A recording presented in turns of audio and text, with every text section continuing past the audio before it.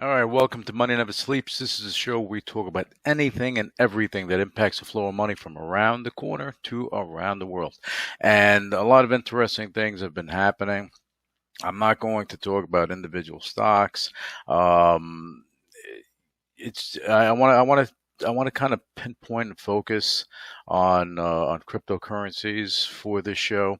Reason being is that a lot of things are happening. Recently you had a few companies that went and they acquired hundreds of millions into the billions of dollars worth of Bitcoin to keep on their books as an intangible asset.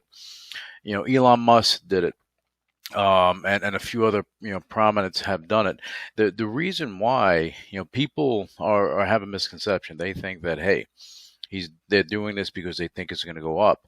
It's not about a trade. It's about changing the utility of the asset. Remember, it's a digital asset. It's not a stock that's meant to trade up and down, and once it starts getting treated that way, then that true value is going to set in. What happened in Miami? Very interesting. Okay, Mayor Frank Suarez, what he did, he's going to set a precedent because he is looking to pass legislation that will allow the city to pay employees partially in Bitcoin. Okay, allow for taxes to be paid in Bitcoin, and other things that you can't do now. So they're trying to pass that. And the reason why I say that's interesting, because it's just Miami. It's one city in the whole great United States. But if mayoral candidate Andrew Yang, if he becomes the next New York City mayor, he already pledged that he's looking to make New York City a hub for Bitcoin and cryptocurrencies in general. Okay, now this changes everything, because now you have the ability for the utility to come further. From BNY Mellon going and allowing their clientele to hold cryptocurrencies, and not just Bitcoin, just cryptocurrencies for other groups, other banks, other neo banks. And the neo banks have been doing it. The Square, the PayPal's, they've already incorporated some form of cryptocurrency. Usually it's a Bitcoin, Ether, and things of that nature, but they're opening up the floodgates a little bit so that it allows other cryptocurrencies to come in, so that you have a tradable or a holding situation. The custodian of the cryptos. This is where it gets, you have to be careful, because we've seen it in the past. We had like a Mount Gox. This is going way back, and they held all that Bitcoin, and all of a sudden, boom, it disappeared. Okay, that's problematic. You have people that have Bitcoin and other cryptocurrencies, and they forget their password. After a certain time, you can only try so much before you get locked out of the account and you lose everything.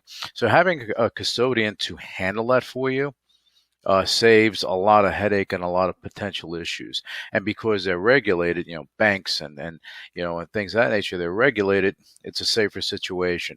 I think that this is a turning point for the cryptocurrency space. I believe that we're going to see more of this happening this year.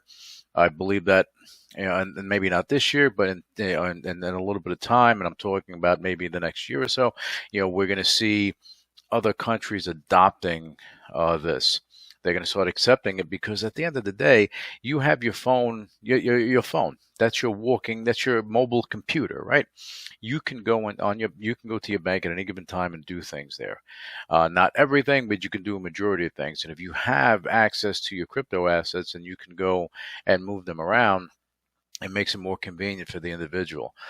People worry about losing control of their crypto assets, but if you have a custodian that is regulated watching this, you are protected. If something should happen, you're protected. At least it's a safe zone. You may have to pay a slight fee for it, but it's better than people that have been locked out of their wallets that can't access it. I know of stories, and I know of a couple of people that forgot they had Bitcoin and forgot about the whole thing, got new computers over the years, and all of a sudden, boom, oh my God, and new phones, where's my wallet?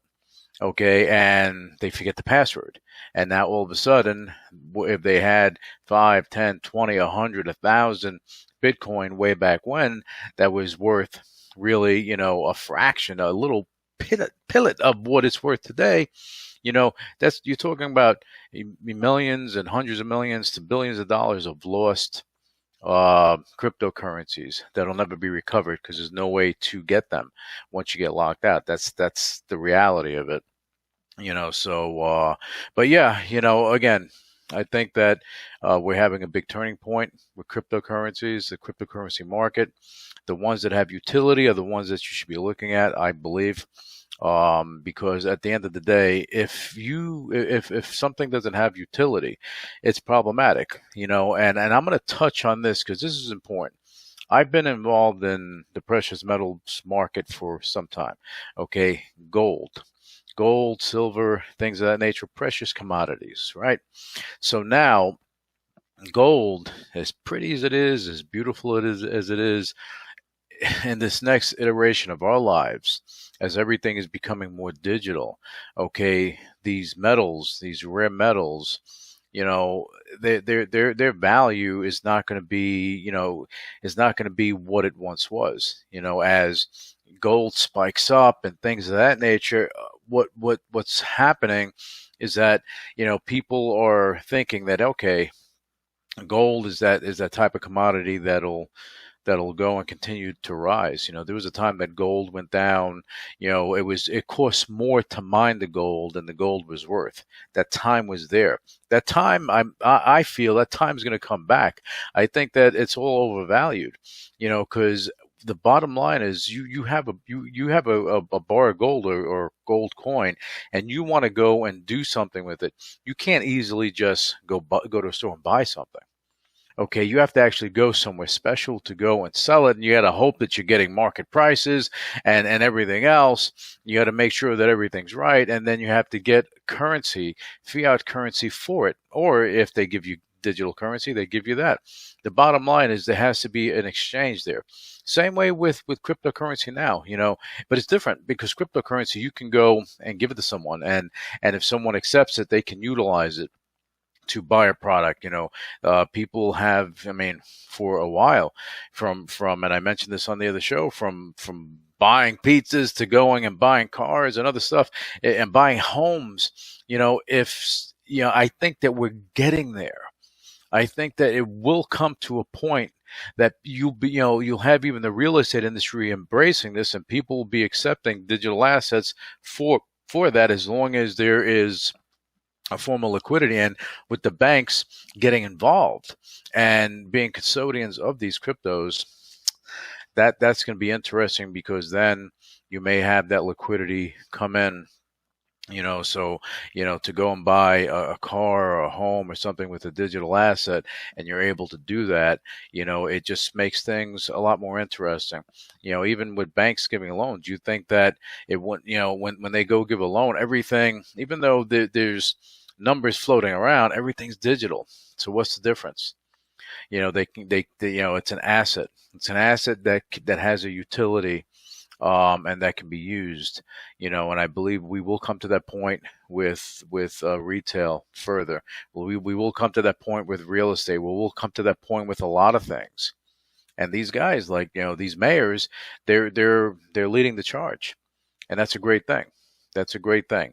I know that you hear a lot out there with those that champion this.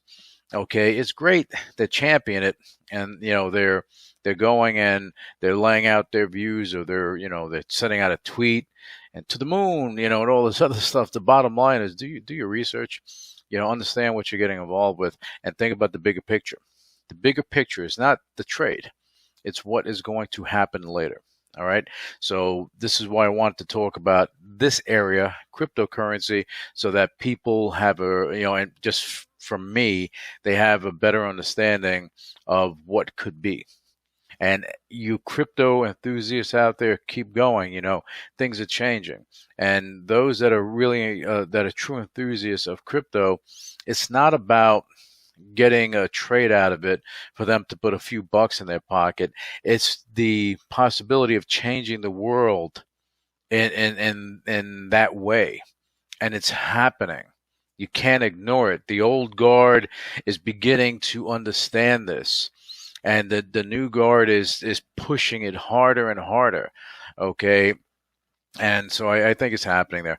Okay. And just in closing, talking about crypto, the Reddit, when you hear all this hype and everything on Reddit and other message boards and social media, just be careful. You get stuck on the wrong side of that trade, you're losing. Okay, if you look at what happened with GameStop, AMC, all these, Tilray, Aurora, all these cannabis and all these companies, even with crypto and stuff like that, you have some hype going on. So you want to kind of, just be careful with that. All right. Anyway, that's about it for this edition of Money Never Sleeps, and I'll be back with you for the next show. Until then, you guys have a fantastic week.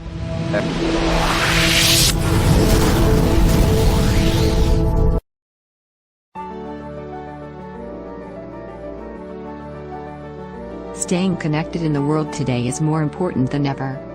Keeping people connected is the core of VeroHive. And it's not just for business. Connect with your good friends and family from around the world instantly. Schedule video meetings, group video chats, share files and much more. VeroHive makes it simple, and best of all, it's free. So register on verohive.com for free and start connecting today.